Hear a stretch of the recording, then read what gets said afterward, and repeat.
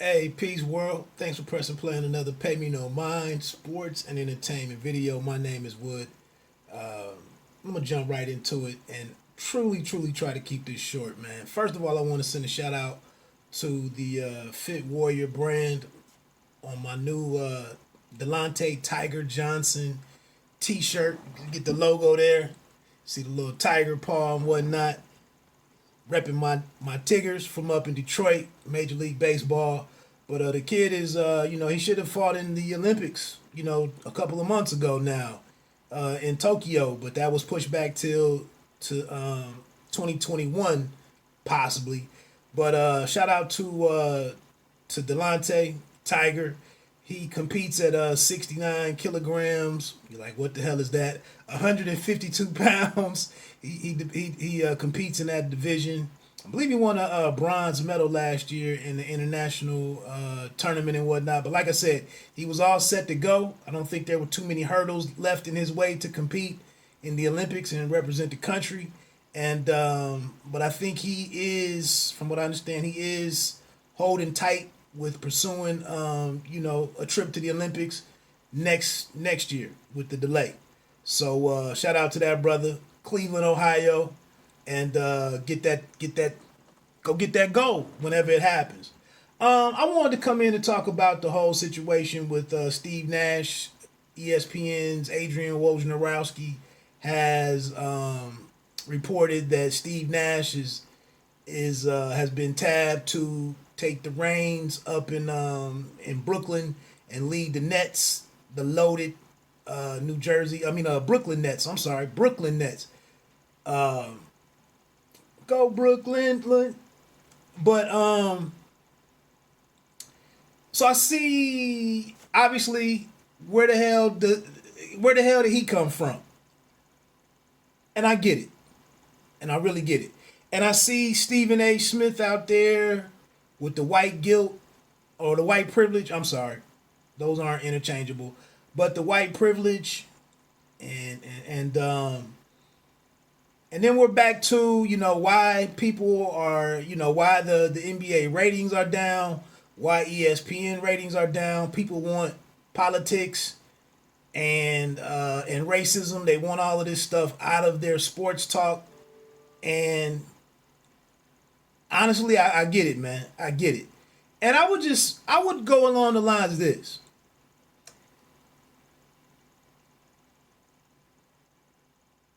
The stuff out in the real world and the lack of opportunity, the lack of access to good paying jobs and so on and so forth, and unfairness in the workforce,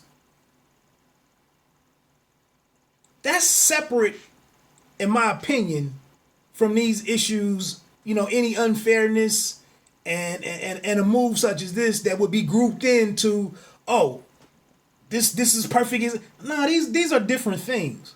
We're talking about communities that don't have factory jobs or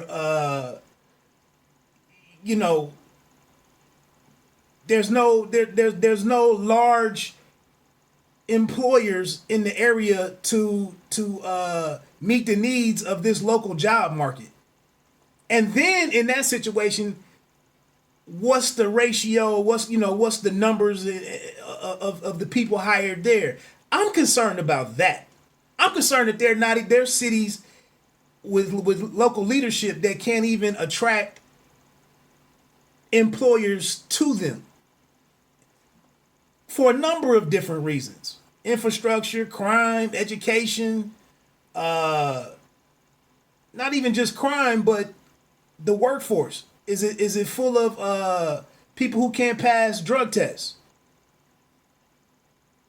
Is it workforces that aren't even skilled enough to come in? And I'm concerned about those things. In this particular situation right here, Tyronn Lue, Nick Van Exel, Sam I Am Cassell, Jerron Collins, a Jacques Vaughn, I think. All of these guys will eventually get their shots. And it's got to be terrible for Jacques Vaughn, who led them to a playoff berth. I get it. And things aren't fair. They aren't. But in the world of sports, man, I mean, this isn't completely unprecedented because we know that Steve Kerr came out of the booth calling games, and then went on to lead this dynasty that Mark Jackson is credited for assembling and putting together and whatnot. So it's not unprecedented. How does Steve Nash go in there and go through the interview process and articulate what his vision is, what kind of system he wants to run? What did these? I don't know. I don't know if these other guys got interviews. I don't know. I know Jacques Vaughn has tape. His team has tape now, or the way that he would run his system. There's tape on that. I get that. But let's not just sit here and completely tear down the NBA. I mean, they got female referees. Becky Hammond is coaching games down in the bubble as Popovich, takes a day off or whatever, or just observes. It's Collins, I believe he's the openly gay dude or, whatever. All kind of decent stuff is going on in the NBA. In my opinion, here's a particular team we've got two guys that cost $30 million, mid-30s probably. You got all this young talent. They're poised. They got to make this happen. Now, I'm not saying that I agree with the decision per se, because you don't know what you're getting in Steve Nash. You don't. But again, I don't know if I'm ready to throw the baby out with the bathwater and just saying the NBA this is that same old same. You don't have to agree with me. You don't have to like what I'm talking about. I can be a company man, sell out, whatever. But I'm just saying, I still stand by it. This isn't all the same situation. And if you're that ownership, you might have to sit there and make a tough, unpopular decision in this league that has somewhat of a good track record, in this league that's bending over backwards to address, relatively speaking, to address these social issues and understand this stuff and partner with the players. I get it. It's all tough, man. But to get on here and say this is white, this is flat out white privilege, I don't want to say it's reckless, because it's some truth in there to that, I would imagine. But again, this isn't the situation to where these coaches, they're years and years away, they're decades away from opportunity.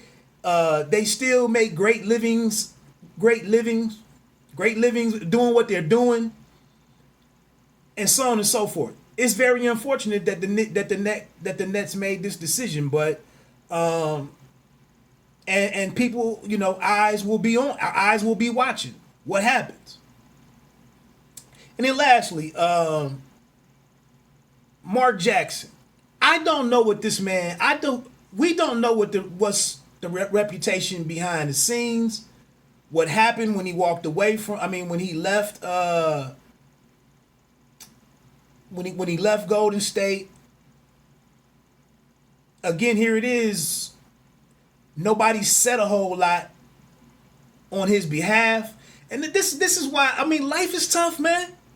And nobody's went on none of these podcasts and none of these shows, and none of the players or former players do this for Mark. Ain't nobody threatening to not show up because Mark Jackson can't get a job. What happened? I thought years ago I heard he was pretty tough to deal with out of his faith or something. I think he's an ordained minister, I believe. Did something happen there? Did he say something? Did he not handle it well? I don't know. But again, for us to get out here in the public and go back and forth with all of these issues, I'm not gonna say it's problematic and that it shouldn't be happening and so on and so forth. But again, I don't want to hear this stuff. I'm done with it, man. After you listen to something for 3, 4, 5 straight weeks, and that's all ESPN has become, day after day after day, man. And then, the next issue comes down, people are triggered again. They got to roll the same cast of characters on here, and then all of them got to be asked or come in and say what they. College football doesn't want to start. Well, black players are disproportionately impacted. Where does it end? And who's going to solve anything? And who's going to separate the important stuff versus this is something a little bit different? Anyway, you don't have to be great to start, but you have to start to be great.